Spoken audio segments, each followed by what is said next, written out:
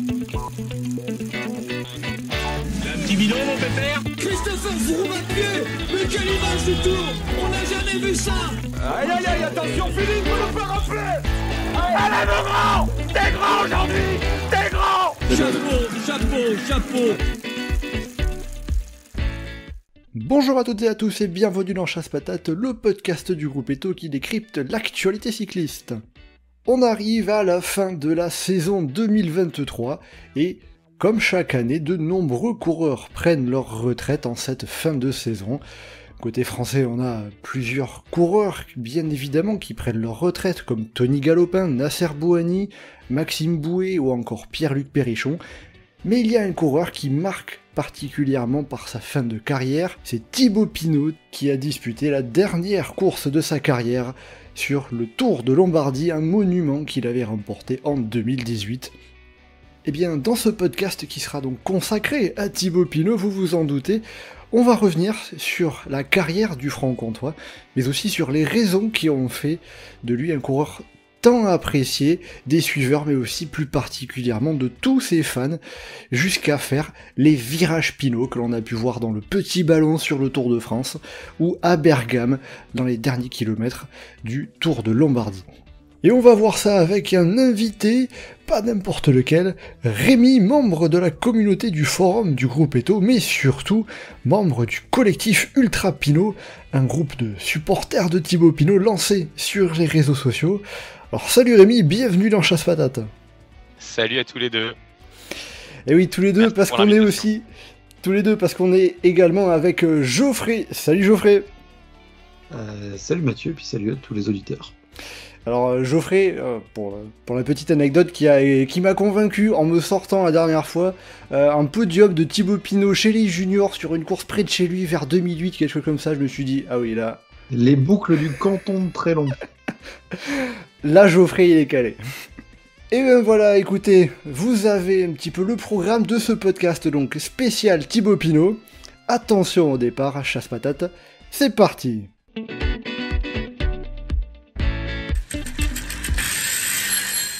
Comme je l'ai évoqué dans l'introduction, il y a eu deux passages très marquants sur la fin de carrière de Thibaut Pinot et cet échange avec les supporters, les fans, c'est justement le virage Pinot dans le petit ballon sur la 20e étape du Tour de France et la courbe à Pinot à quelques kilomètres de l'arrivée du Tour de Lombardie. Alors Rémi, tu étais dans la courbe à Pinot sur le Tour de Lombardie. Déjà, comment c'était ? C'était fort, c'était beau, c'était chargé en émotions. C'était une super journée et c'était une journée, je pense, qui ressemblait bien à Thibaut et qui lui allait bien. Je pense que c'est ça la réussite. La réussite, c'est que c'était à son image et que on a réussi ce pari-là de lui faire des adieux à son image et avec beaucoup d'émotions tout au long de la journée. C'est vrai qu'il y avait un peu ce côté où on avait l'impression avant la course que le fait qu'il y ait autant de supporters qui viennent pour lui, qui se déplacent pour lui, ça pouvait un peu lui mettre la pression, surtout qu'il a vu un peu des problèmes, des pépins physiques. Finalement, de le voir sortir de ce virage, passer dans ce virage avec la banane jusqu'aux oreilles, on se dit bon bah c'est bon, le truc il est réussi quoi.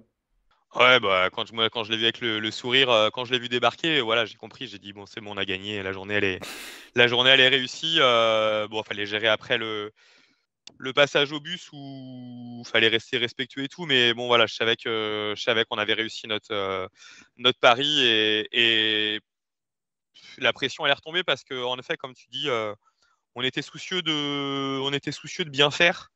Alors dans l'organisation évidemment, mais soucieux qu'il en garde un bon souvenir. Et on avait la crainte justement qu'à un moment donné, ce qu'on faisait puisse être contre-productif pour lui. On le savait déjà un peu en avant quand on commençait à l'organiser avec Humbert, le co-organisateur. On se posait cette question-là. Ça nous a été un peu confirmé dans la semaine précédente avec les interviews qu'il donnait où il faisait ressortir cette angoisse-là. Bon, voilà, on souhaitait de toute façon pas faire marche arrière parce que c'était quelque chose qu'on avait prévu depuis longtemps, bien avant le virage Pinot d'ailleurs sur le Tour de France. Mais oui, il y avait cette crainte-là et la façon dont il l'a traversé, ça a validé tout ce qu'on avait fait. Et comme je le disais sur Twitter, c'est le plus beau des remerciements qu'on pouvait avoir. Et c'est la plus belle des conclusions qu'on pouvait avoir, c'est de le voir heureux, détendu dans ce moment de communion. Et c'est la conclusion parfaite, je pense, à sa carrière. Alors on est désolé pour les angoisses qu'on a pu lui faire avant la course, mais ouais, c'était une belle fin en tout cas. C'était chouette. Puis c'est vrai que pour lui aussi, le fan de foot, le fan du PSG, ça correspondait très bien, une ambiance survoltée comme ça. Ouais, mais on avait déjà eu ce côté-là un peu dans le virage Pinot sur le Tour de France. Bon, globalement, on n'a rien inventé hein, sur cette courbe à Pinot. On a repris un peu ce qui s'était fait et ce qui avait fonctionné là-bas. Donc c'est exactement ce qu'on voulait. Voilà, ambiance de stade. Bon, déjà le nom, voilà, Curva, ça rappelle un peu les virages dans les stades italiens, Curva Nord, les choses comme ça. Donc on a voulu reprendre ça et que ça soit son image et à l'image de ce qui avait bien marché sur le Tour de France. Ouais. Geoffrey, quand on avait préparé le podcast précédent, où on avait fait le débrief du Tour de Lombardie, tu m'avais dit que c'est quand même en bonne partie les images justement de la courbe à Pinot, même avant le départ, qui t'avaient hypé pour le Tour de Lombardie. Ouais, bah, pour être complètement honnête, après qu'on ait fait le podcast sur sur la présentation du Tour de Lombardie, donc il y a environ 2 semaines, je disais que bon, le parcours vers Bergame, l'arrivée à Bergame est jolie, mais sinon, ça me hypait pas plus que ça, et j'hésitais vraiment, est-ce que j'allais regarder le Tour de Lombardie ou est-ce que j'allais regarder Pays de Galles-Géorgie en rugby? Ça en était là. Et le matin de la course, j'avais un quart de 15-20 minutes à tuer. Et, euh, et c'est tombé sur. Je me suis dit, je vais mettre Eurosport, je vais regarder ce qu'il y a dans les quelques minutes avant le départ de la course. Et c'est tombé pile au moment où il y avait les interviews de Pinot, où il y avait les interviews du collectif Ultra Pinot avec les quelques images qu'il y avait. Et ces 10-15 minutes m'ont suffi à me motiver à passer tout le samedi après-midi à regarder le Tour de Lombardie.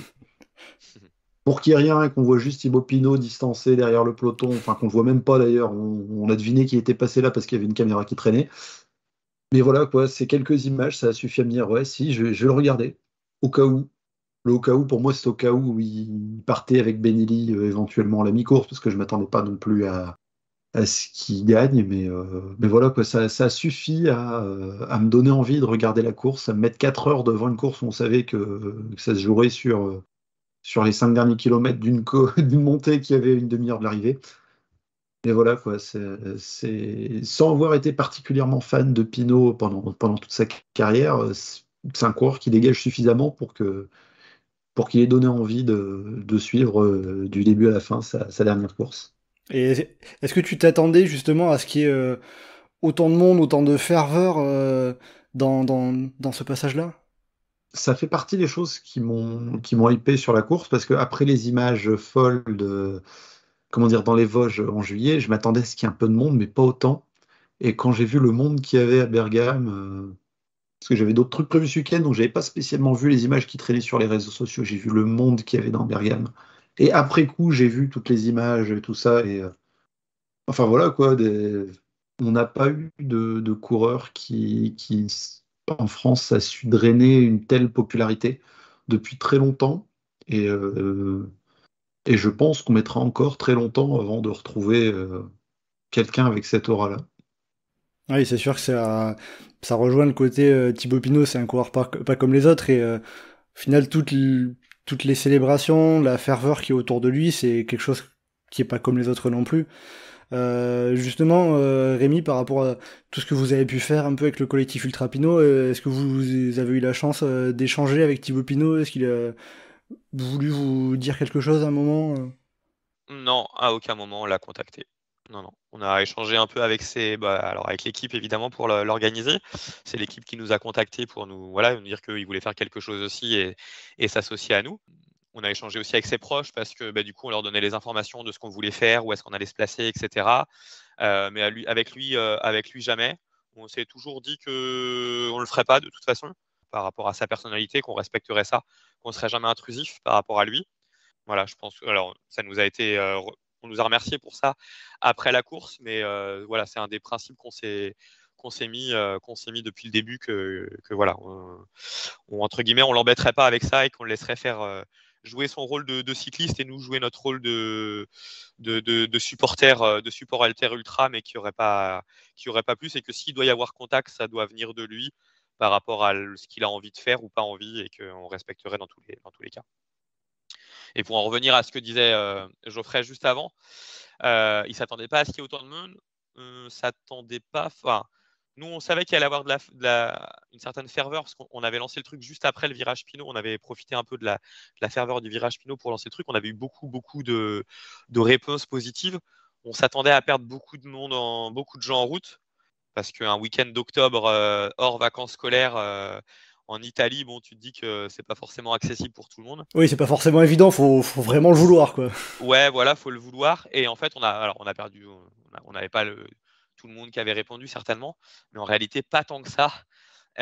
Et c'est quand même, enfin, on était quand même assez sidérés de la façon dont ça a répondu en masse. Et ce qui était sidérant surtout, c'est au-delà du monde, c'est que les gens sont venus de manière totalement désintéressée. C'est-à-dire qu'ils étaient là, ils ont totalement compris ce qui se jouait cette journée-là, et ils sont venus sans aucune attente sur Thibaut, sur le côté sportif. Nous, on se le disait entre nous, on l'a d'ailleurs dit sur certaines interviews, aussi pour essayer qu'ils se tranquillisent, entre guillemets, qu'ils ne se mettent pas la pression par rapport à nous et les attentes qu'il faut avoir. Mais vraiment, dans toute la journée, il y a personne à un moment donné qui a parlé de sportif. Et il n'y a personne qui s'intéressait à la course, en fait, qu'on a fait. Ouais, c'était presque secondaire, quoi. C'était pas pour ça que vous étiez venus. C'était pas prêt, c'était totalement secondaire. Pierre, qui était avec moi au mégaphone, on s'est partagé le mégaphone à deux pendant la journée. Il a fait quelques points course, et tu sentais que les gens, ils s'en foutaient totalement, quoi. Ils n'étaient pas là pour ça. Ils étaient juste là pour Thibaut. Ils étaient là pour Thibaut, ils étaient là pour communier avec d'autres et pour frissonner et pour passer un bon moment, et rien d'autre que ça. Et quelque part, c'était même très bien que Thibaut ne soit pas en forme et qu'il passe loin, parce que ça a permis de faire des belles images. Oui, il a pu profiter encore plus. Ouais, je pense que lui, il a profité encore plus. Et globalement, je pense qu'il aurait été dans les 10 premiers, vu le peu de moyens de sécurité qui avaient été mis par l'organisation et les forces de l'ordre. On aurait été dans la merde pour contenir tout le monde, contrairement au Tour de France. Et c'est très bien, parce que je pense qu'il aurait été dans les 10 premiers, on aurait du mal à les contenir, on aurait certainement faussé la course. Donc, au moins, on n'a pas à culpabiliser de ça. Et ça a donné des belles images, ça a donné beaucoup d'émotions. Donc voilà, c'était chouette, tout le monde était dans le bon état d'esprit. Et comme je dis, voilà, tout le monde était désintéressé et est venu là pour les bonnes raisons. C'est vrai qu'après, avec tout ce qu'il y a eu, là, la Courva Pinot, c'était vous, le collectif Ultra Pinot, qui était vraiment à l'origine de cette organisation. Il y avait eu sur le Tour de France le Virage Pinot, qui était là plutôt organisé par la Fédération Française de la Loose. Quand vous avez lancé le collectif Ultra Pinot, autour justement de Thibaut Pinot, c'était quoi, 2020, je crois que tu me disais 2020. À peu près. Est-ce que vous vous attendiez à ce que ça prenne une telle ampleur ? Non, et puis on le cherchait même pas, en fait, parce que nous, c'était juste un délire comme je l'ai raconté, un délire entre potes, où à un moment donné, je sais plus, on parlait de Thibaut sur une discussion privée sur WhatsApp, et puis il y a un bear qui nous envoie un lien comme quoi il avait créé le compte collectif Ultra Pinot. Mais voilà, c'était resté là, et globalement, on l'a même pas au début, on l'alimentait assez peu. Et ça, on a commencé vraiment à le réalimenter l'année dernière, mais vraiment pas du tout dans l'état d'esprit de faire un truc aussi énorme qu'allait prendre à ce point-là. C'est le déplacement en Lombardie, on y a pensé dès le début d'année.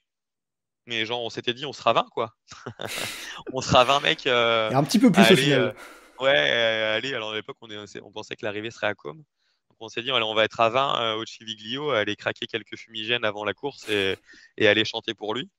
Et de fil en aiguille et d'exposition médiatique en exposition médiatique, grâce à Eurosport, grâce à RMC, enfin voilà, grâce à tous ces médias-là qui nous ont contactés et qui ont fait des reportages, ça a pris, on a continué à alimenter, et puis voilà, c'est arrivé jusqu'à la Courva Pinot, qui était un peu démentielle. Donc une belle histoire, une belle aventure. Qu'est-ce que tu retiens, toi, de ce que vous avez pu faire cette année ?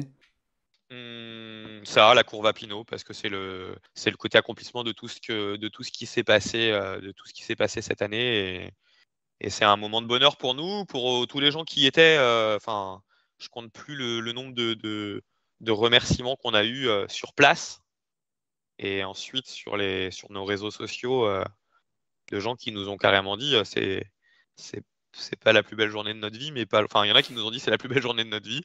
Il y en a qui nous ont dit que c'était pas loin. On a des journalistes qui ont l'habitude de couvrir des événements sportifs dans tous les sports, que ce soit cyclisme ou même autre, dans le foot, qui nous ont dit on n'avait jamais vécu ça. Et pourtant c'est des journalistes qui couvrent le foot. Toi, j'ai Adrien, j'ai perdu son nom, Aymar, qui bosse pour France Info et qui couvre l'Olympique de Marseille, je crois, pour France TV et SoFoot, qui nous a dit j'ai jamais vu un truc aussi fort, mais pourtant de la ferveur, il envoie quand il va au Vélodrome. Pareil, Valentin Poluzzi de l'équipe, il nous a envoyé un message comme quoi il avait frissonné comme rarement. Et c'est un mec qui va à San Siro régulièrement. Donc, pareil, de la ferveur, il envoie, mais je pense qu'il y avait autre chose en plus dans cette journée-là, c'est qu'il y avait de l'émotion, il y avait de l'amour, et il y avait des gens, comme je disais, qui étaient totalement désintéressés et qui étaient juste là pour vibrer. Voilà, il y avait quelque chose en plus dans cette journée-là qui est difficilement explicable et qui fait que c'est une réussite. C'est vrai que justement, la comparaison par rapport au foot, ça me fait rire dans un sens où il y a certaines images qui illustrent à quel point Thibaut Pinot il rassemble tout le monde, parce que je voyais, c'était une vidéo que Jérémy Roy avait postée sur Instagram, où on voit à 2 mètres d'écart quelqu'un qui a un maillot du PSG, et à 2 mètres à côté, quelqu'un qui a le maillot de l'OM. Et tous les deux, ils sont là pour Thibaut Pinot, et... Ouais, on a chanté des chants qui étaient d'origine des chants pour du collectif Ultra Paris, qui se chante en virage Auteuil. Puis on a aussi chanté aux Arts, qui se chante au Vélodrome. Donc voilà, on était rassemblés juste pour lui, en effet. Ouais. Après, on revient sur Thibaut Pinot, et qui est à la jeunesse de tout ça, forcément. Pourquoi c'est, déjà toi, personnellement, pourquoi c'est Thibaut Pinot qui t'a tant fait vibrer? Ah, c'est quelque chose qu'on m'a souvent demandé. On essaye toujours de mettre des mots dessus. Bon, c'est toujours un peu le même mot qui revient dans le côté un peu humain, le champion qui nous ressemble. Mais en fait, je pense que c'est difficile à expliquer et j'ai l'impression que c'est pas tellement explicable en fait. Enfin, c'est tout un tas de paramètres. Donc, ouais, parce que on a l'impression que c'est ce côté humain, l'impression que c'est quelqu'un un peu comme nous et qui nous ressemble.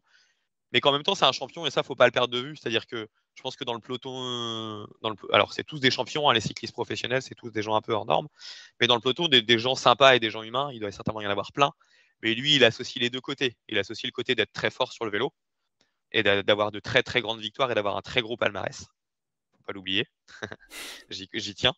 Et d'avoir en même temps ce côté-là. C'est cette dualité dans sa personnalité, d'être le côté très fort et de peser sur les plus grandes courses tout en étant très nature et très proche de nous, quoi, du petit peuple, même si j'aime pas cette expression, mais elle illustre un petit peu ce qu'il est, quelqu'un qui est proche de la terre, qui est proche des gens. Voilà, c'est cette dualité entre le champion et le gens proche des gens, les personnes qui nous ressemblent.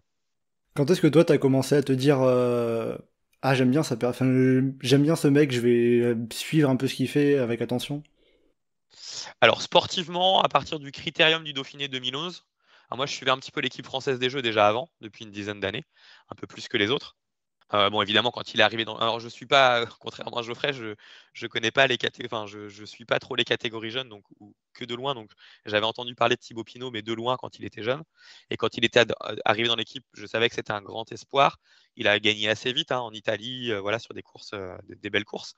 Mais globalement, quand j'ai compris qu'il était vraiment très fort sur le Critérium du Dauphiné 2011, sur l'étape de la Toussuire, où il était parti en échappée avec Veuclair et Robert Gesink. Et à l'époque, Robert Gesink, c'est un mec qui faisait top 10, top 15 des grands tours auxquels il participait. C'était un leader. Et Veuclair était à son prime à ce moment-là et il allait faire 4e du tour quelques semaines après. Il était parti en échappée avec ces gars-là. Il s'était fait reprendre dans la montée de la Toussuire par le groupe des favoris où il y avait tous les meilleurs coureurs du monde actuellement, Cadel Evans, Bradley Wiggins, etc. Il avait réussi à les accrocher. Il avait réussi à les régler au sprint pour la 2e place derrière Joaquim Rodriguez. Et là, je m'étais dit, ah ouais, quand même, ce qu'il vient de faire là, c'est pas n'importe quoi. Voilà, c'est pas n'importe quoi. Là, c'est vraiment une performance de très très haut niveau. Et là, j'avais commencé à y croire sportivement. Et puis après, j'avais commencé à découvrir sa personnalité, pas tout de suite, mais plutôt, on va dire 2-3 ans plus tard. Le Tour 2013, il y avait eu un premier accro, il avait été malade. Après le Tour 2014, il avait été un petit peu plus mis en lumière. Et là, j'avais commencé à m'intéresser au personnage et à tomber un peu, je vais pas dire amoureux, mais à apprécier le personnage et à apprécier un peu plus que le sportif, quoi. Geoffrey, toi, ça serait quoi ton premier souvenir que tu aurais en tête de Thibaut Pinot? J'imagine que là, tu parles plus de premiers souvenirs forts plutôt que juste de premiers souvenirs tout court. Parce que, enfin, il est passé par plusieurs étapes, comment dire, grand espoir et tout ça. Le premier souvenir marquant par rapport à Pinot, c'est pas tellement pour Pinot, même si c'est grâce à lui, mais c'est ça, la victoire sur le Tour en 2012 à Porrentruy. Mais c'est plus pour Marc Madiot dans la bagnole derrière. Oui, c'est une image marquante, ça aussi, quand même. C'est comment dire? Bah, de toute façon, sportivement, les deux restent plus ou moins indissociables sur l'ensemble de la carrière de Thibaut Pinot. Après, il faut dire aussi peut-être 2014, le Tour, quand il est maillot blanc et qu'il est troisième, qu'il y a l'ensemble de la course où il brille, même si on ne le sentait pas dans le coup pour la gagne. Entre-temps, il y a toute une période où il passe de grand espoir à ça commence à avoir quelques couacs à droite à gauche. Mais moi, une des images qui m'a fortement marqué et enfin, j'ai commencé vraiment à me dire, peut-être, c'est le Critérium international en 2016. Alors, 2016, c'est une année énorme pour lui, beaucoup de points de vue, sauf sur le Tour, on y reviendra peut-être après. Mais c'est l'image de le voir gagner une course par étape et il est maillot jaune. Et enfin, je me souviens avoir vu l'image de lui en jaune et de me dire, ouais, c'est crédible, ça peut le faire. Oui, puis surtout que cette année-là, il était bon en contre-la-montre. Il remporte le chrono du Tour de Romandie, les champions de France du chrono. C'est ce que j'allais dire. Ouais, en plus, il y a le côté chrono où on se dit, si en plus il devient bon en chrono, il peut le faire, quoi. Ouais, c'est ça, ouais. Et après, je veux dire, il y a tout enfin, ce côté à part pour lui parce que il y a eu des moments difficiles, mais où il s'en sortait un peu et il est passé ensuite dans le style de ouais, peut-être qu'il va le gagner, mais il le gagne pas. On se retrouve à avancer ensuite à 2019 où je me souviens avant, j'y croyais pas du tout et je le vois attaquer dans tous les sens dans les premières semaines. J'ai dit, bon, bah, c'est sympa, il a gagné une étape. Et enfin, l'étape qui gagne, c'est celle du Tourmalet, quoi. Et là, on est en train de se dire, ouais, ah ouais, il va vraiment le faire, ce con. Et, et ça pouvait pas être plus Thibaut Pinot que Thibaut Pinot, ce qui s'est passé après sur la suite de la course, quoi. C'est, je veux dire, même nous, comment dire, dans les scénarios les plus absurdes les uns que les autres qu'on envisage quand on enregistre les podcasts ou autres, jamais un truc comme ça aurait pu ressortir.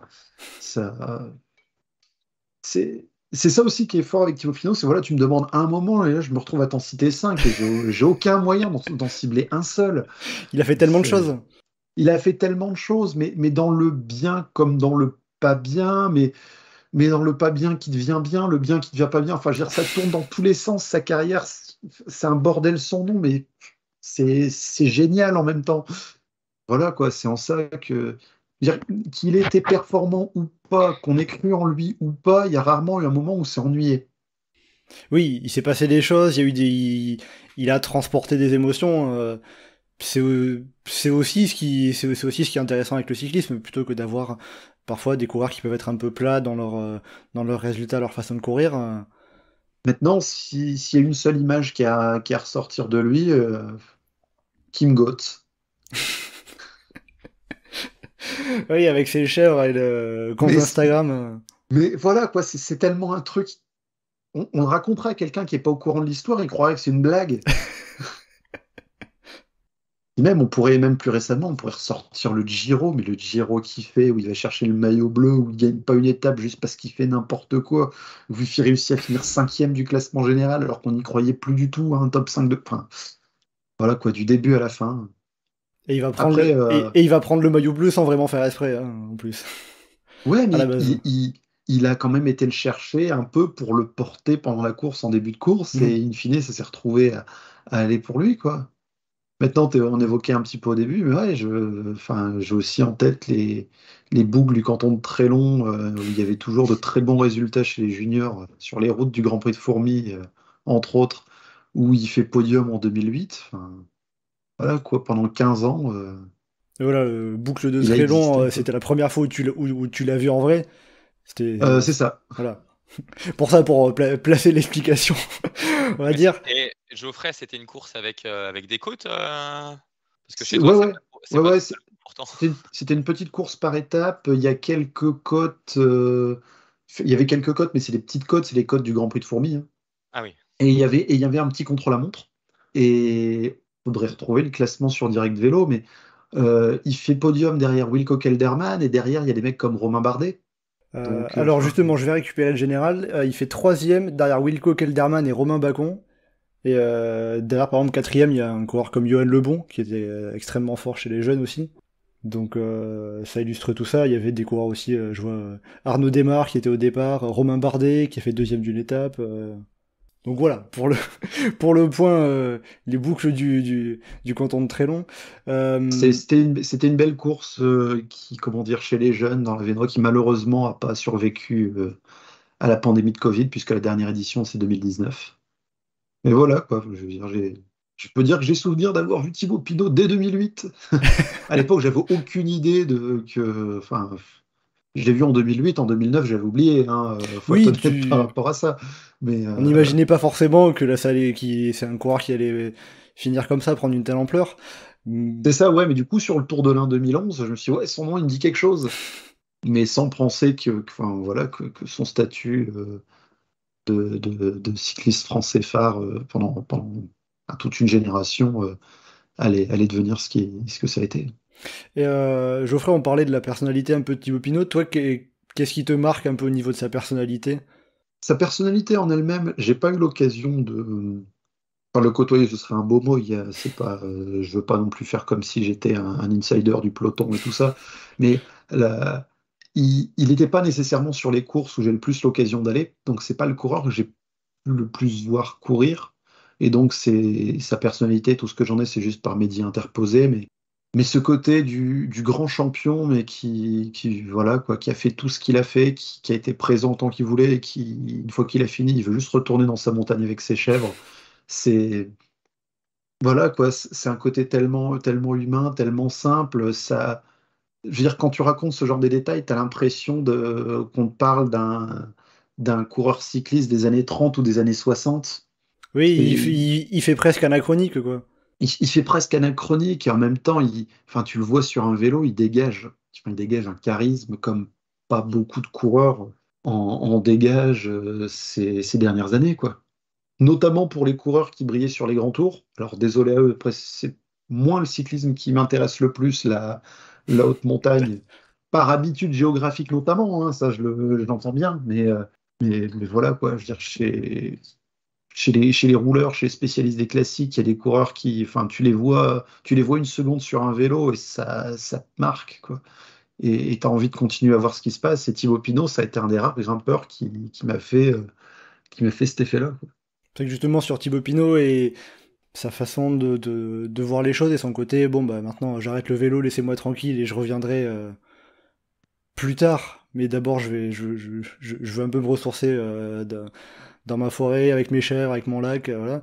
C'est ça, et puis il y avait le côté aussi, ça gagne, tant mieux, ça gagne pas, tant pis, mais avec quand même la volonté de gagner. Donc, enfin, c'était presque compliqué à mettre des mots là-dessus. Enfin, Oui, c'est un peu ce que Rémi disait, ça s'explique pas vraiment. Mais je pense c'est quelqu'un avec beaucoup de paradoxes, hein, dans sa personnalité et dans sa carrière. Si on reprend tout, il y a beaucoup de points paradoxaux. mais je pense que le plus grand paradoxe par rapport à ça, c'est supposons le Tour 2019. Il fait pas sa blessure à la con et il le gagne le Tour. Pour Je moi, suis il le sûr qu'il gagne. n'y a pas de virage Pinot cette année. Ouais, c'est possible. Ouais. Puis de toute façon, il l'a dit, hein, dans les interviews. Il me dit heureusement que j'ai pas gagné le Tour, ça m'aurait gâché la vie, hein. Déjà qu'il supporte pas, voilà, sortir. Non mais il Ouais, non, mais supporte pas. Il y a des choses. Enfin, ouais. C'est plein de paradoxes, mais de la même façon. Enfin, là, ce qui s'est passé à la courbe à Pinot, c'est hyper paradoxal. C'est-à-dire que il te dit pendant une semaine qu'il est angoissé, machin et tout, que ça lui gâche sa fin de carrière presque. Et quand il passe, il a un smile monumental. Et après, il dit putain, c'était génial, j'ai les meilleurs supporters du monde. Mais en même temps, on était préparé à ça parce que ses proches nous avaient prévenu et l'équipe nous avait prévenu que ça se passerait exactement comme ça. Donc, c'est comme quoi ses proches le connaissent et ils ont bien fait de nous conforter. Mais ça, c'est un énorme paradoxe, par exemple.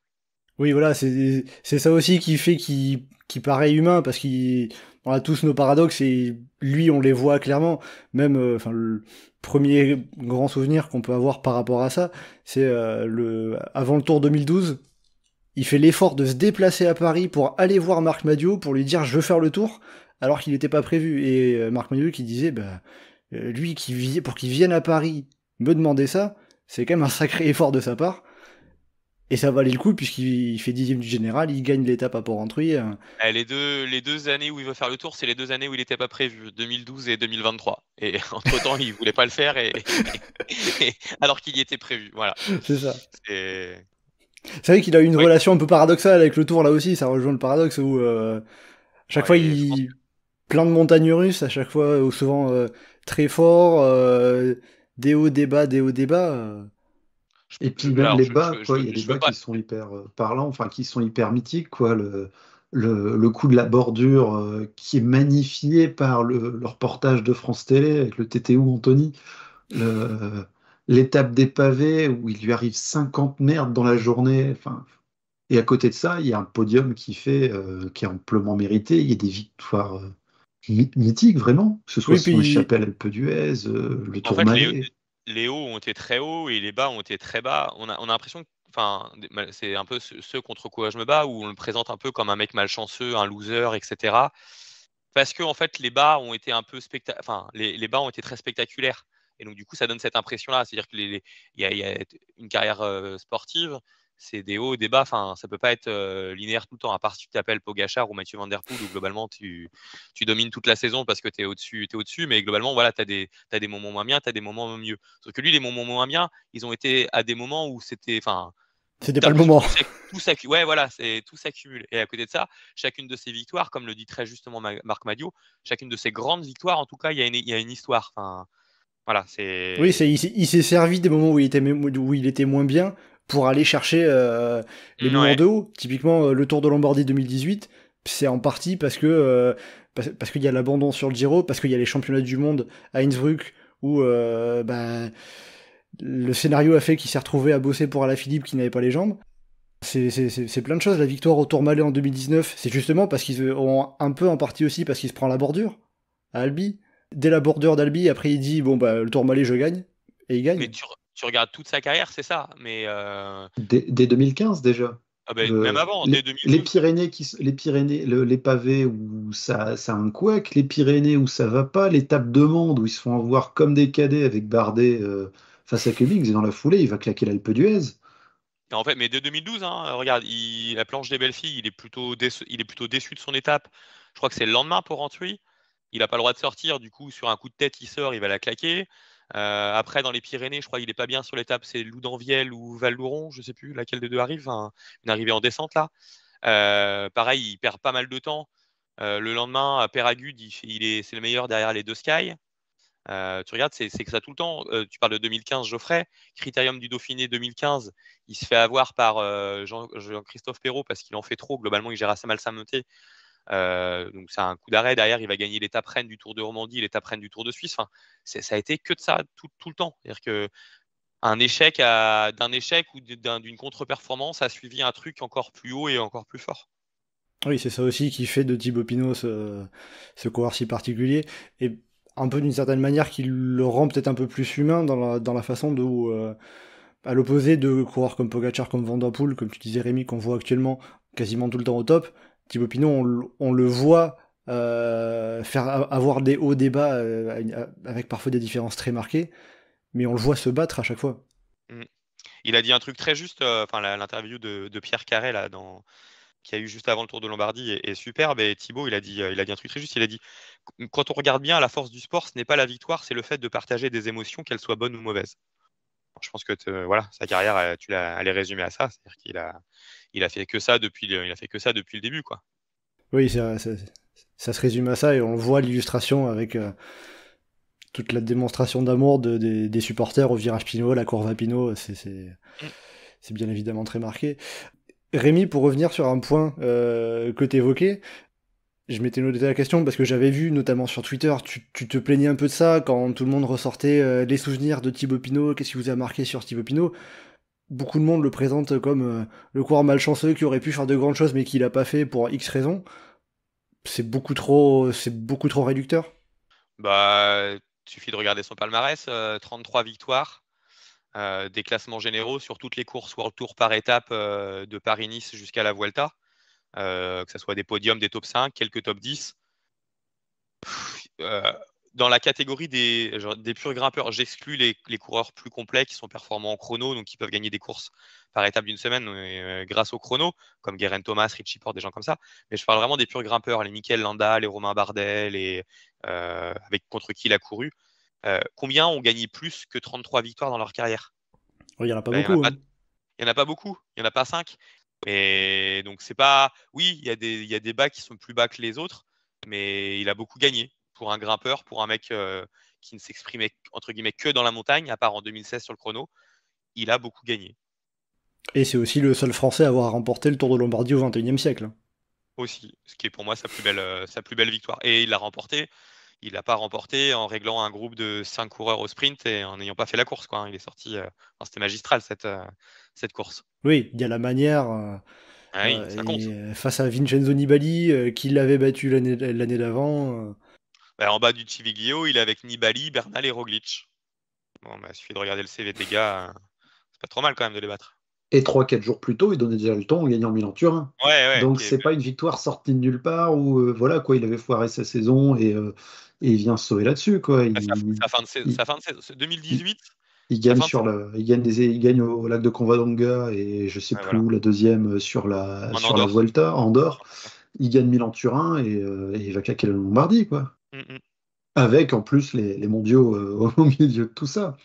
Avec podium au Tour de Pologne sur un parcours pas très montagneux qui est quand même World Tour, plus 6e du classement final du Tour d'Espagne. Enfin, sa fin de saison 2018 après son abandon au Giro, elle est exceptionnelle quand même. Justement, en parlant de ça, ça serait quoi, sportivement parlant, la meilleure saison de Thibaut Pinot? 2018 ou il y a une autre saison qui... Pour moi, 2018. Entre le Tour des Alpes, qui est à mon avis son plus beau classement général, alors qu'il n'y a pas le label World Tour, mais qui avait globalement une belle concurrence. Il y avait Froome qui gagne le Giro quelques semaines après, il y avait Lopez, Pozzo Vivo qui était encore à un très haut niveau à ce moment-là, Aru qui était encore pas trop mal. Donc voilà, il y avait quand même une belle concurrence, il va la gagner. Après, il y a toute la fin de saison qu'on vient d'évoquer. Donc pour moi, c'est sa plus belle saison. J'aime bien sa saison 2015 aussi. Alors il y a le Tour de France où il n'y a pas le classement général, mais il fait une saison très complète avec beaucoup de places sur les courses par étapes, des victoires d'étapes. Il va chercher son premier podium sur un monument en Lombardie. C'est une année que j'aime bien aussi dans sa carrière. Elle est très complète. Il y a 2016 qui est pas mal aussi, avec le début de saison qui est énorme. Malheureusement, ça finit moins bien.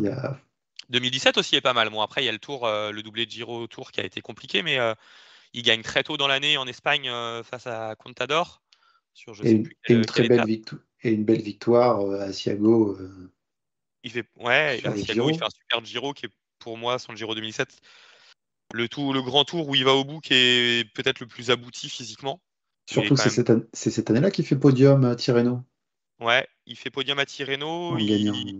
Il fait top 5 en Lombardie en n'arrivant pas trop, avec une prépa un peu tronquée, un peu à l'arrache, et il fait une super course, notamment dans le Civiglio où il avait attaqué plusieurs fois, il avait réussi à basculer avec Nibali. Bon, il se fait lâcher dans la descente, mais on avait quand même cru qu'il aurait pu éventuellement jouer la victoire. Mais c'est une belle saison. Ouais. Pour moi, 2018 devant 2015 et après 2016-2017, je dirais. Moi, je vais rajouter quand même 2012 parce que c'est la seule année où il participe au Grand Prix de Fourmies. Ça compte quand même, ça compte. T'es sûr qu'il n'y a pas participé en 2017 pour préparer le Lombardie, justement? Je me souviens qu'il avait été faire des courses dans le Nord juste pour borner. Il avait fait la Wallonie et Isberg, mais pas le Iceberg, pardon. Pas le Grand Prix de Fourmies. Excuse-moi. Ce crime de lèse-majesté. J'ai confondu. Mais bon, c'était quand même pas très loin. Mais du coup, ça fait quand même pas mal de très bonnes saisons. Si vous hésitez, entre toutes ces années, ça en fait pas mal, quoi. Le truc, c'est comment tu juges une saison. Est-ce que tu prends celle où tu as la victoire magnifique qui supplante tout le reste? Est-ce que tu prends celle où il a été super pendant 3-4 mois sur les 6 ou 7? Ou est-ce que tu prends celle où il a été régulier toute l'année parce qu'il n'a pas eu de pépin et il fait top 10 partout, mais il fait pas de podium? Enfin, c'est... Oui, il y a eu de tout. Il y a eu tout. Il y a eu tout, il y a eu du couac tôt dans l'année, il y a eu du couac plus tard, il y a eu... il y a le Giro 2018 qu'on peut rajouter dans la liste aussi, comme événement surréaliste, quoi. C'est vrai qu'au fond, est-ce que il n'y a pas un peu de frustration à se dire c'est quand même dommage qu'il n'y ait quasiment pas eu une année où il n'ait pas eu un pépin un moment à se dire Ouais, il aurait pu faire mieux? mais s'il se faisait une année entière où il aurait gagné, je sais pas moi, il aurait été gagné un Tour de Suisse, où il aurait été faire deuxième d'un Giro, on aurait été super content sur le moment, mais aujourd'hui, on ferait pas ce podcast-là. On se serait dit, ouais, voilà, sa carrière, elle est terminée, on va se souvenir de quelques victoires, mais peut-être que c'est tout. Enfin, je sais pas, peut-être pas, mais Après, le ça, truc, c'est ça- qu'à chaque frustration, il y a eu un rebond derrière, toi.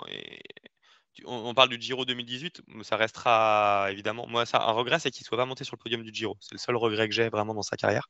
Plus qu'à la limite la victoire au Tour. Parce que je sais que c'était la course de son cœur et je pense que ça lui aurait vraiment fait plaisir de monter sur le podium du Giro. Et il le loupe en 2017 de quelques secondes et 2018, voilà, à cause de la maladie. Mais d'un autre côté, si en 2018, il avait prévu Giro Tour. Il avait fait d'ailleurs un début de saison assez light pour pouvoir faire Giro Tour. Donc, c'est-à-dire que s'il fait Giro Tour, il n'y a pas toute la fin de saison 2018 dont on vient de parler. Donc, quelque part, il y a un mal, mais derrière, il y a un bien. Donc, c'est compliqué. Je pense pas qu'il faut vivre avec des regrets. D'ailleurs, il n'a pas l'air de lui de vivre avec des regrets. Donc, sa carrière, elle est telle qu'elle est. Pour moi, elle est totalement réussie. Toi, je lisais la newsletter de l'équipe là qu'ils envoient, ils ont envoyé hier. Il y avait un report, ils ont fait intervenir Arthur Vichot dedans qui a laissé quelques lignes. Et il disait, quand on est passé pro en 2010 avec Thibaut, on se disait qu'on allait faire 10 ans et qu'on allait gagner 10 victoires. Bon, bah, il a fait 14 ans, il en a gagné 33. Voilà, c'est peut-être que à regarder par rapport au début de sa carrière, ça aurait été encore mieux que les espérances qu'il aurait pu avoir. Et voilà, après, bon, forcément, on se replace en 2010. On n'aurait pas imaginé tout ça, et puis même le scénario dont tout s'est passé à la lettre est parfois un peu cruel, mais ça lui a permis, comme tu le dis, d'aller chercher d'autres très bons résultats. Et puis, c'est vrai que par rapport à l'aspect, le podium sur le Giro serait peut-être le seul truc qui lui manquerait. C'est vrai qu'il y a le côté où peut-être que ça, le podium du Giro par rapport au Tour de France, à la victoire, à la victoire du Tour, tu lui rajoutes ça à son palmarès, il serait peut-être un peu plus content et pour autant ça lui aurait rien changé entre guillemets par rapport à la perception des autres ou quoi, alors que gagner le Tour, même par rapport aux autres et lui de tout ce qu'il en disait, il y a un côté où de ce que j'ai l'impression d'en comprendre, limite plus content de ne pas avoir gagné le Tour que de l'avoir gagné par rapport à ce que ça aurait changé à sa vie. Ouais, c'est ça. Je pense aussi. Souvent, quand on me demande, t'as pas de regrets ou c'est sur son départ ou que c'est, je me place toujours pas. Enfin, bon, après, je me place pas forcément toujours en tant que supporter. Évidemment, qu'en tant que supporter, tu vois ton mec que tu supportes gagner le tour, t'es vrai content, évidemment. Mais si je me place par rapport à lui, enfin, toi, je me place souvent aussi par rapport à lui quand je raisonne et je me dis que voilà, je me dis que pour moi le petit côté frustrant c'est le podium du Giro où il était pas très loin.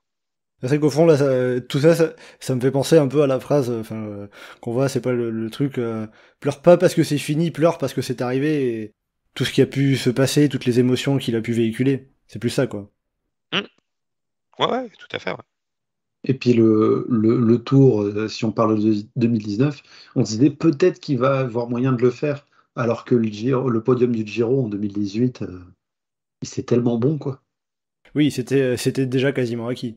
Ouais, parce qu'on était, Bon, c'était, c'était fait. Bon, après, il pouvait encore perdre à la pédale. Oui, Je me bien sûr, rappelle bien plus sûr. avant ce qu'il y avait, mais bon, globalement, avec l'étape du Finestre, il y avait des écarts colossaux. Enfin, il avait juste entre guillemets à suivre et l'étape était pas très dure en plus, je crois. Enfin, elle était pas très dure, c'était une étape de montagne, mais Oui, c'était pas l'étape de c'était pas montagne une la plus étape dure, hein. extrême, voilà, qui allait faire des écarts de dingue. Donc, moi, le matin de la dernière étape, j'étais persuadé qu'il serait sur le podium du Giro. Et c'est vrai que par rapport à toutes les victoires, toutes les performances qu'il a pu faire, pour vous, ça serait, si on retient une performance, la plus grande performance de toute sa carrière, qu'est-ce que ça pourrait être? Alors, Lombardie. la victoire pour moi, c'est le Lombardie, parce qu'en plus, il y met la manière et il bat des mecs qui sont très forts. La performance physique, je pense que Pradalbis, c'est ce qui fait de plus fort. Mais Pradalbis devant le Tourmalet? En termes de performance physique, ouais, je pense. Je pense qu'au Tourmalet, il en garde. Moi, sur le soir du Tourmalet, je suis frustré. Hein. Je suis frustré parce que. Non, mais je te jure, je suis frustré parce que je pense qu'il peut tous les mettre à 30 secondes et 1 minute. Ah oui, oui, pardon. Et moi, je suis dans la logique du classement général plus que de la victoire. La victoire d'étape me fait super plaisir, évidemment. Mais je suis dans la logique du classement général. Je sais qu'il a du temps à reprendre. Et je bouillonnais dans les 3 derniers kilomètres en disant putain, mais vas-y, mais t'es où enfin, je sais quand il pédale. Enfin, je sais quand il était pas bien. Je savais qu'il était une jambe au-dessus de tout le monde. Et je disais, mais allez, vas-y. Enfin. Et j'avais ce côté frustrant le soir de. C'était un petit acte manqué pour moi. Bon, après, je pense que c'était le côté, il avait besoin d'aller chercher une victoire d'étape pour être plus libéré par la suite. Après, je le comprends si tu veux dans sa position. Mais moi, devant ma télé, j'avais ce côté frustrant. Pradalbis, pour moi, performance physique, je pense que c'est ce qu'il fait de mieux. Et sur une durée plus longue, après, je sais pas, je suis pas dans son capteur de puissance, donc je peux me tromper, mais je pense que l'étape du Blockhouse sur le Giro 2017, sur une montée de 40-45 minutes, je suis pas sûr qu'il ait fait beaucoup mieux en carrière. Il est assez proche de Quintana et c'était une étape. Je pense que c'est un de ses plus beaux accomplissements. Après, encore une fois, je peux me tromper, j'ai pas les données chiffrées sous les yeux, donc ça reste mon ressenti. Geoffrey, qu'est-ce que tu en dirais, toi? J'ai dit le Lombardie aussi. C'est ce qui me vient en premier. C'était tellement époustouflant ce qu'il a fait ce jour-là. Je mets quand même le Tourmalet devant le Pradalbis, parce qu'à mon avis, c'est la victoire au Tourmalet qui le libère pour faire ce qu'il a fait au Pradalbis. Peut-être que si il n'y a pas vraiment d'écart, mais qu'il se fait battre par Bernal ou un autre au sommet, peut-être qu'il n'ose pas repartir comme ça le lendemain.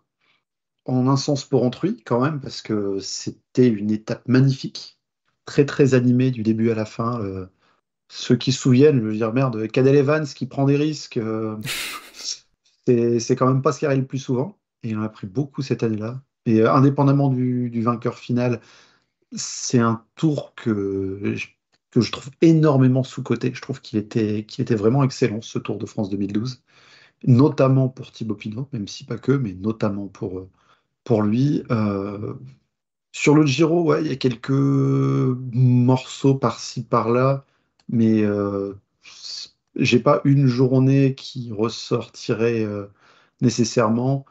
Sur des journées, sur des courses par étapes ailleurs que le Tour, c'est plus la Suisse avec le chrono en Romandie ou l'étape de Zolden sur le Tour de Suisse 2015, à l'étape qui fait plus de 6 heures et où il finit largement devant tout le monde.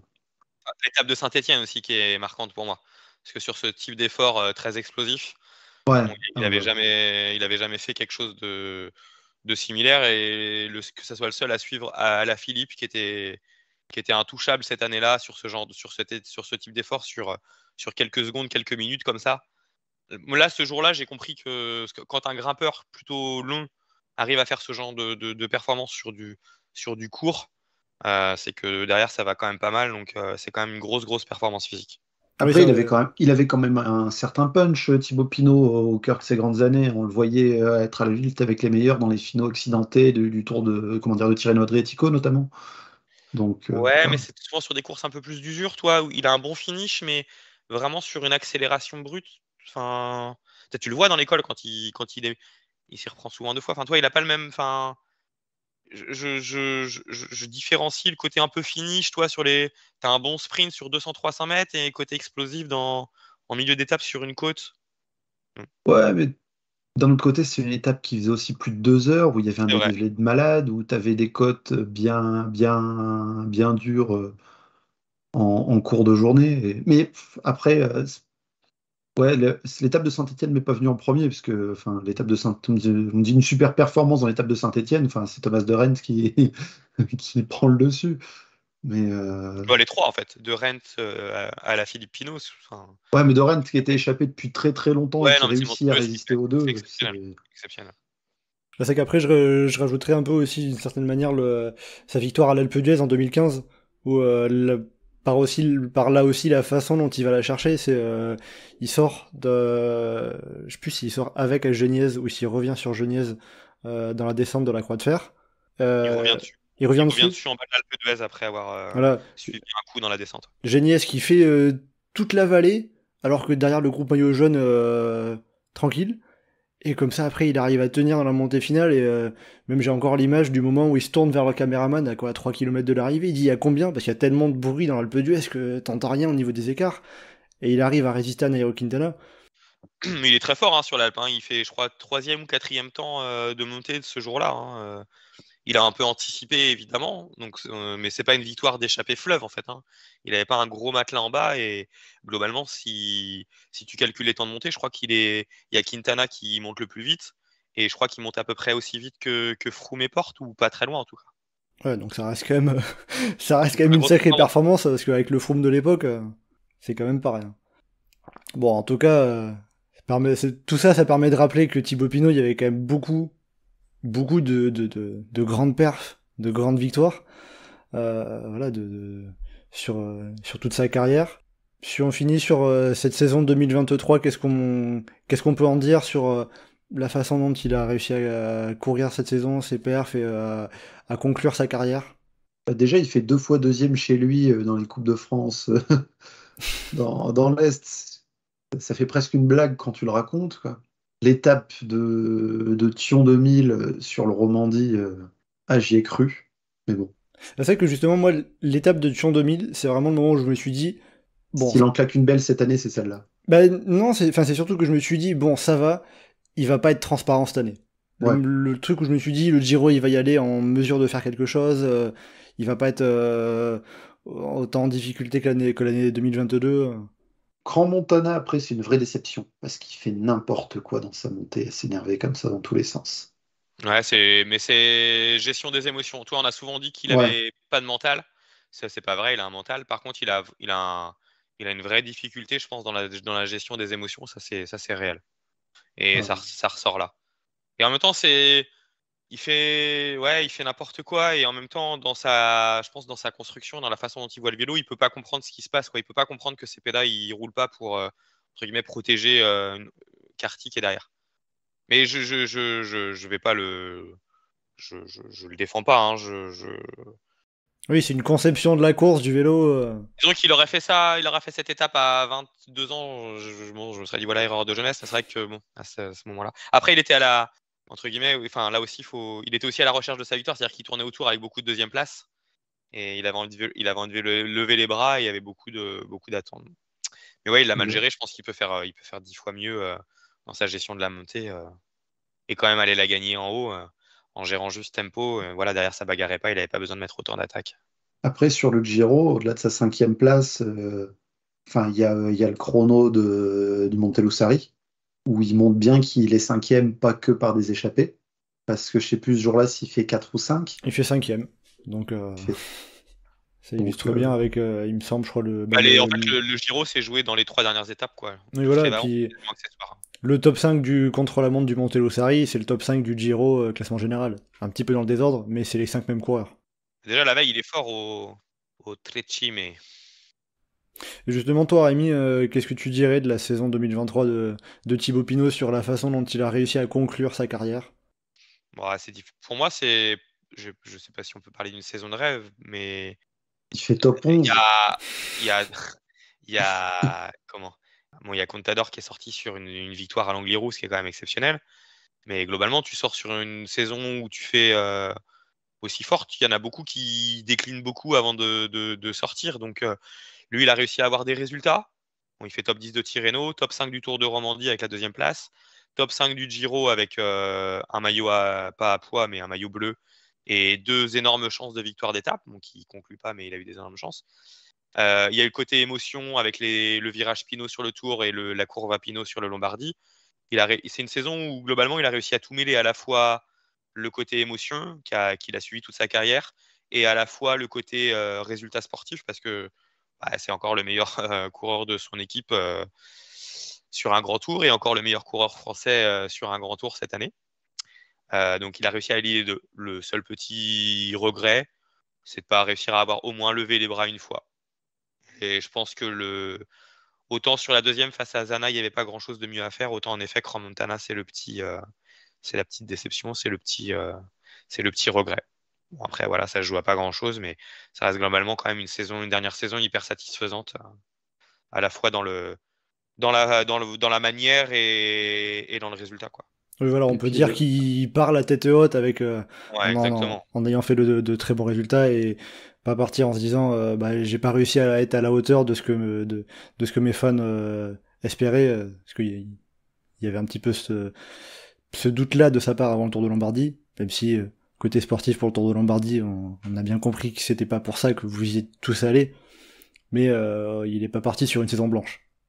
et puis entre-temps, pour ajouter aussi 2-3 résultats, il y a le championnat de France sur un parcours de dingue et une course complètement épique où il a été présent et il a joué pour le collectif Pomme FDJ et où après il va jusqu'au bout, quoi. Il y en a, il y en a énormément qui ont bâché, ils sont une vingtaine à être classés et il fait la course presque jusqu'au bout. L'étape du Markstein, Rémi a pas, enfin, il a sûrement revu après coup, mais il y a ce moment où il est dans l'échappée, où il attaque, et pendant un temps, il fallait la gagner celle-là. Ça n'a pas duré longtemps, mais enfin, c'était fou parce qu'on avait en tête le virage Pinot, et non seulement il échappait, mais enfin, il se retrouve à s'échapper pour passer en tête dedans, quoi. Ouais, qu'il arrive à passer dans ce virage Pinot seul en tête, dans toutes ces conditions, c'était à voir, c'était incroyable. Je sais pas comment c'était sur place, vous aviez pas beaucoup d'informations, le Non, voir, j'en avais aucune. le voir Aucune. débouler comme ça sans, sans avoir d'informations, ça devait être encore plus C'était fou. un pur moment d'hystérie. Le moment où il est arrivé, c'était inimaginable. Enfin, ça paraît énorme de dire ça, mais fallait vraiment être sur place pour se rendre compte de ce que ça. On savait qu'il était dans l'échappée, on avait des nouvelles qui étaient d'échappée, mais après, du bas du petit ballon jusqu'à son arrivée, on savait pas. En plus, quand on savait la composition de l'échappée, on savait qu'il y avait Pidcock qui marchait plutôt bien. Voilà, on n'était pas sûr. Enfin, on savait qu'on allait le voir arriver dans les premiers, mais voilà, pas premier et pas tout seul comme ça, quoi. Et quand je revois la course après, il a vraiment fait tous les efforts qu'il pouvait faire pour passer premier. Et il finit top 11 sur le Tour de France. Ouais. C'est c'est lui qui a inventé le top 11 et il termine là-dessus sur le Tour, quoi. C'est vrai que ça c'est magnifique, ouais, le top 11, je crois que c'était une interview, je crois que c'était après les mondiaux 2018, je crois, Avant. Avant les mondiaux 2018. Ah Ouais, oui, c'était après la Vuelta. oui voilà, oui voilà, c'était avant les mondiaux 2018 où c'était une interview de Nicolas G de France Télévisions où il se moque de Tony Galopin, il dit il a fait top 11, ça n'existe pas top 11 parce que Tony Galopin a fait 11e de la Vuelta juste avant. Donc voilà, ça c'était le petit clin d'œil et la petite blague qui était restée après par la suite, tout ce truc de top 11. Pour finir, sur Thibaut Pinot et un petit peu refermer la page, après ces 14 saisons de carrière chez les pros, qu'est-ce que vous retiendrez de Thibaut Pinot, de tout ce qu'il a pu faire? C'est pas facile, ça. Ah oui, là je pose peut-être un peu une colle, hein, parce qu'il y a tellement de choses. Bon, moi, j'ai envie de retenir sa dernière journée sur le vélo et le sourire dans la courbe à Pinot et à l'arrivée au bus. Je l'ai senti détendu, je l'ai senti bien et voilà. C'est l'image que j'ai envie de retenir de lui. Il finit en étant heureux et apaisé. Alors, moi qui ai regardé le Tour de Lombardie à la télé, je t'avoue, c'est pas le Tour de Lombardie 2023 qui va me rester comme image de Thibaut Pinot. Non, c'est pas spécialement gentil pour Marc Madiot, mais le premier truc qu'il me dit, c'est que maintenant que Thibaut Pinot est plus là, Marc Madiot va pas nécessairement paraître aussi sympathique que les moments de folie qu'il avait à côté. Non, quitte à garder une image particulière, je peux dire aussi quelque chose de cette année avec le public à Cassel qui était en folie pour Thibaut Pinot dans les quelques moments où il passait la porte d'air en tête et il arrivait en premier du peloton ou de l'échappée ou du groupe. Enfin, il y a pas vu plus de peloton, mais je sais pas, tu étais à 100 bornes de l'arrivée et il y a les milliers de personnes qui étaient sur la grande place de Cassel qui criaient en chœur Pinot, Pinot. C'est- Alors que là, pour le coup, c'était pas un fan club organisé, quoi. C'est juste les gens qui étaient en train de manger. Ils étaient avec leurs frites fricadelles sur le bord de la route, dans les restos qu'il y a sur le centre, et ils étaient tous en train de chanter pour Pinot. Ouais, Donc, ça illustre un peu tout ce qu'il représente à l'échelle du cyclisme français, quoi. ouais. C'est vrai qu'après moi, j'ai quelque chose qui m'est venu là un peu à force qu'on discute, mais son tatouage qu'il a sur le biceps, Solo la vittoria è bella, seule la victoire est belle, c'est limite le coureur qui a le plus illustré l'inverse. il y a de très très belles victoires, mais c'est tout ce qu'il a pu montrer sur le vélo, et pas seulement la victoire justement, qui a rendu Thibaut Pinot grand aux yeux de tous ses fans. Et c'est pour revenir un peu sur tous ces paradoxes dont on parlait tout à l'heure, ce paradoxe entre son tatouage, seule la victoire est belle, et le fait que finalement avec lui, il n'y a pas que la victoire qui est belle. C'est un paradoxe de plus. Mais paradoxalement, on évoquait toutes les courses qu'il n'a pas gagnées et tout, c'est aussi parce qu'il en a gagné et parce qu'il en a gagné des très belles. Tout à fait, faut pas... Et il faut surtout pas l'oublier. Franchement, ça palanquait de top 5 dans les courses World Tour. Si à côté, il n'y a pas le Lombardie et des étapes mythiques à droite à gauche, on se dirait tout ça pour ça. Ah oui, c'est sûr que on retient aussi toutes ses victoires et tout ce qu'il a pu aller chercher, et qui fait de lui un grand coureur. Je crois, Geoffrey, sur le forum du groupe Eto, tu faisais un peu les divers classements, je crois, genre les classements des Français au XXIe siècle. Il est bien placé quand même. Oui, je l'ai fait celui-là, et il fait podium de celui-là, je pense. Je l'ai plus en tête. De toute façon, il n'y a pas débat sur le palmarès, il est forcément podium des Français, non? T'as qui devant? Alaphilippe et Desmar, peut-être? Alaphilippe et Desmar. Alors, Ouais, voilà. le classement va être remis à jour après cette année 2023. À mon avis, Christophe Laporte va petit à petit bien remonter. Mais ouais, il a un podium indiscutable là-dessus. Quoique, avec les. Ouais, non, il n'y a que des victoires d'étape. Il n'y a pas vraiment beaucoup de victoires là. Il n'y a même pas de victoire d'étape. Donc, non, il ne va pas remonter plus haut pour ce classement là qui est purement anecdotique. Hein. De toute façon, ces classements-là que je fais là, que ce soit à thème ou par décennie, c'est plus l'occasion de se replonger dans quelques histoires que. Oui, bien sûr, mais c'est pour illustrer sa place, tout ce qu'il occupe, tout ce qu'il représente dans le cyclisme français. Voilà, et je me souviens que comment dire, l'article, enfin le petit paragraphe que j'ai fait, c'est celui qui m'a fait le plus plaisir d'écrire sur cette flopée-là, mais parce qu'il y a tellement à dire. Et forcément, la photo pour illustrer, j'avais pris l'image avec William Bonnet dans l'Iseran, enfin dans les contreforts de l'Iseran. Oui, voilà. Bon, évidemment, on connaît ton côté un peu troll, cynique, mais. Mais en vrai, est-ce que, voilà, quitte à retenir une image, on n'avait pas parlé de celle-là, est-ce que cette image-là, c'est pas aussi une des images qui illustre aussi le plus Thibaut Pinot et notre communauté et le groupe Eto aussi en même temps, quoi. Oui, c'est sûr. Bah, ça fait partie des émotions qu'il a transmis, qu'il a fait véhiculer, de la joie, aussi de la tristesse, mais c'est des émotions, et ça, c'est un coureur qui forcément laisse pas indifférent. Et voilà, bon, je vais finir sur une petite anecdote perso, mais justement, ce moment à l'Iseran, c'est la seule fois où j'ai pleuré devant du cyclisme, quoi. Je me suis dit, non, c'est pas possible. Voilà, ça marque bien tout ça, quoi.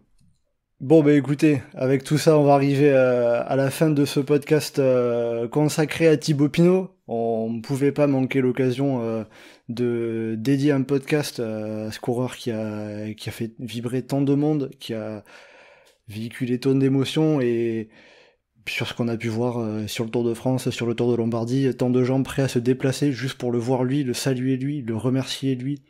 C'est forcément marquant, et comme vous le disiez, Rémi Geoffrey, des coureurs comme ça, il n'y en a pas deux.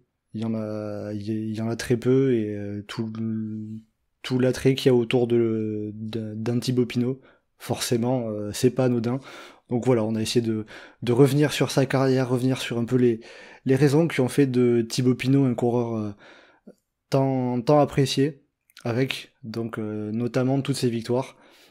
Bah écoutez, Rémi Geoffrey, merci beaucoup d'avoir été en ma compagnie pour ce podcast. Un petit peu d'émotion forcément quand on referme ce podcast, parce que c'est un petit peu l'une des dernières choses qu'on va avoir à dire sur Thibaut Pinot. Mais on peut aussi forcément dire merci à Thibaut Pinot pour tout ce qu'il a pu faire, et des émotions qu'il a pu transmettre forcément. Bon là, du coup, Rémi Geoffrey, merci beaucoup. Merci à toi deux. pour l'invitation. Avec plaisir. Écoutez, pour le prochain podcast Chasse Patate, on se retrouvera donc la semaine prochaine, puisque la semaine prochaine, il y aura notamment la présentation du parcours du Tour de France. Et donc, on parle déjà dessus dès aujourd'hui ou on attend la semaine prochaine? Alors, le parcours du Tour d'Italie est dévoilé ce vendredi, mais bon, on se concentrera sur le parcours du Tour de France. En tout cas, voilà, il y a déjà un petit peu des infos, des petits spoils, si jamais vous êtes intéressé. Il y a plein de récaps sur le forum du groupe Eto, legroupeeto.fr, vous pouvez y aller. Et en attendant le prochain podcast, donc la semaine prochaine, en plus du site du forum du groupe Eto, vous pouvez également nous retrouver sur nos différents réseaux sociaux, Twitter, Facebook et Instagram. N'hésitez pas à commenter, liker et partager ce podcast. Merci beaucoup, et merci Thibaut Pinot, et à bientôt dans Chasse Patate.